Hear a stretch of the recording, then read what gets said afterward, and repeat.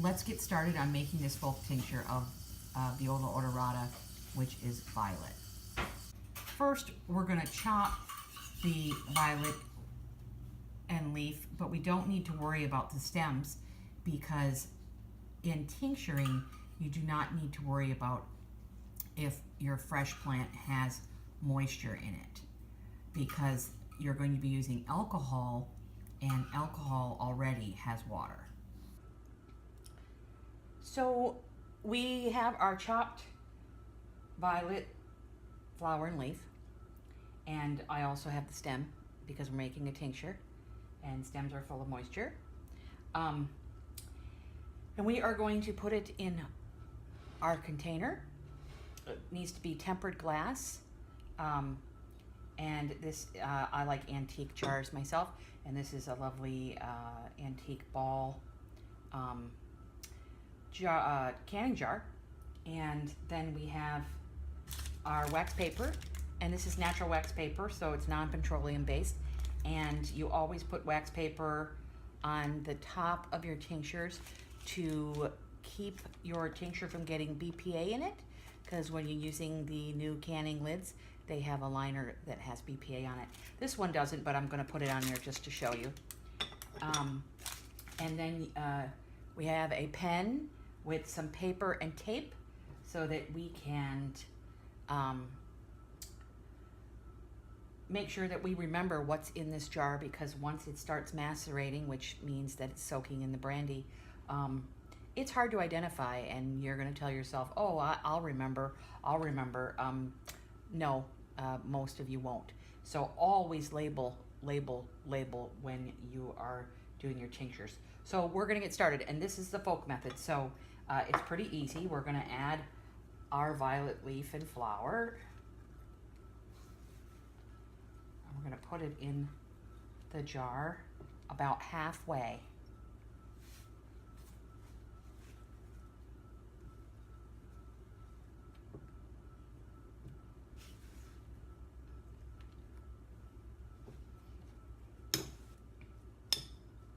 Poke it down here a little bit.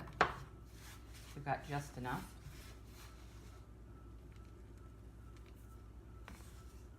And if you have less than I do, of course, you can use a smaller jar. Okay, so there we have it. And next, I make a lot of my folk tinctures that are non-resinous with E&J brandy.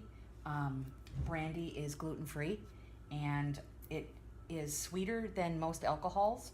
You're not getting a lot of alcohol when you're doing drop tinctures, or drop dosages, but I think this makes a nice tincture if you're doing the folk method. You can also use brandy when you're using the weight and measure method, but sometimes you have to use a stronger brandy depending on what herb you're using. So we are going to just pour the brandy in the bottle. You see how it's kind of going downward. And we are just going to fill it up to the neck ring.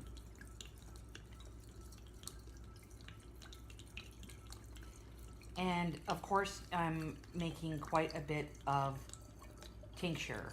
So you can start off really in a small amount if it's just for home use. But I like to give this out. And so there we have it. We're going to cap our brandy, set that aside. Next, we are going to cap our tincture, and I'm going to put the paper on it, and then I love these old bottles, but a lot of people don't have access to them, and they're a lot harder to cap, but I just think they're fun. So, and then we're going to seal the cap. And if you do use these old bottles, I like to put a rubber band around the inside so that it seals tightly.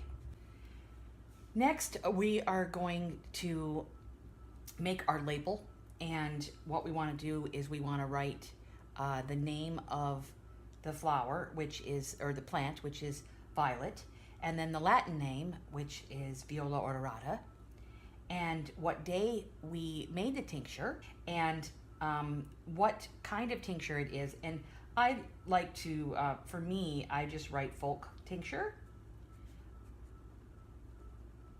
which is sort of a 2-to-1, but not really, because we're not measuring. So I like to write a folk tincture, and then I write brandy, which is the type of alcohol that I'm using. Many times you'd write like with measures 2-to-1, 2 parts plants to 1 part alcohol, or 1 part plant to 1 part alcohol. But later on in my other training videos that we'll get to later on in the year, we'll be dealing with the weight and measure method. So this is a good start to just a basic label. And the date is really important because we want to go, I do 6 to 8 weeks on my tinctures. Some people do 4, and that way I know when they're finished. So I'm going to put this on here, and what I've noticed is that most inks, if you don't cover them with tape, will bleed and run, and you won't be able to read it. So I always cover things up with tape. So I'm going to take a little piece of tape here.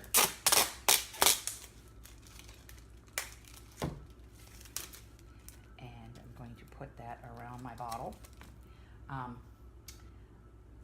We will come together again in 4 to 6 weeks and learn how to decant this tincture and pour it into our amber glass bottles so that we can use it.